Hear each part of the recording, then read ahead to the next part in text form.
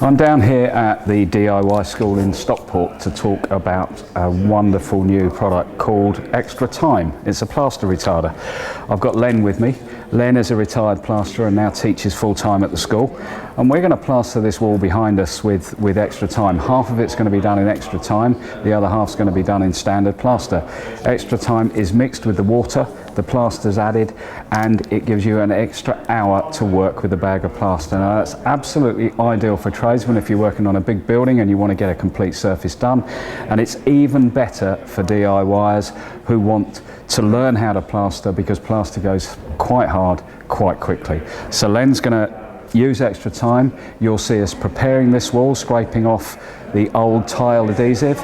You'll see us PVAing it, and you'll see us dividing the wall into half with some scrim tape so that we can demonstrate the effectiveness of Extra Time. Add the Extra Time to the bucket of water, 1 sachet per bag of plaster, and then whisk it really thoroughly. Make sure it's all mixed in with the water before we start adding our plaster and mix up our bucket of Extra Time skim. Because we're also going to be mixing up a bucket of skim without Extra Time, we're going to wrap some scrim tape around the Extra Time bucket so that we can tell the difference and we don't get mixed up when we plaster both sides of the wall to compare the setting time to both lots of plaster. We started with the ordinary plaster on the right hand wall, got our first coat on that, and then moved over to put our first coat of Extra Time plaster on the left hand side of the wall. The idea is, of course, that when both coats are on the wall, we're going to be able to compare the setting time between both sets of plaster, the Extra Time plaster on the left and the ordinary plaster on the right.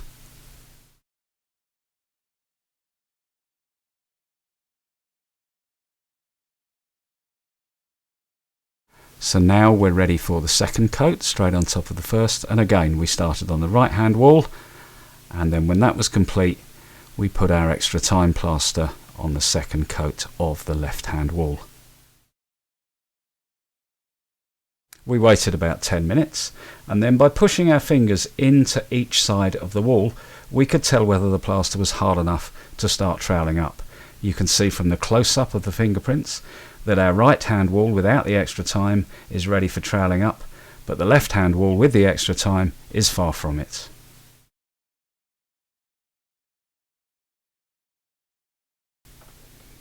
As you can see from the clock, it was another 30 minutes before the left hand wall, the Extra Time wall, was ready for troweling up.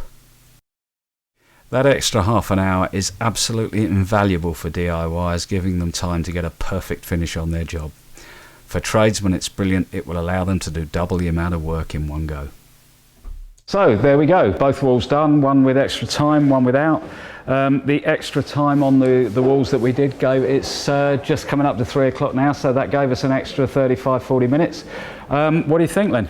Well, I think it's a great product. It really does what it says. For the DIYer, it's great for them. Yeah. It's really going to give them more time to get the wall done. Yeah. And even for the trade, they'll find a use for it because they're going to get more work done. Especially with the bigger areas. Just get a whole warehouse wall done instead of doing it in 2 halves. In 2 halves, yeah. Brilliant. You can do it in one go.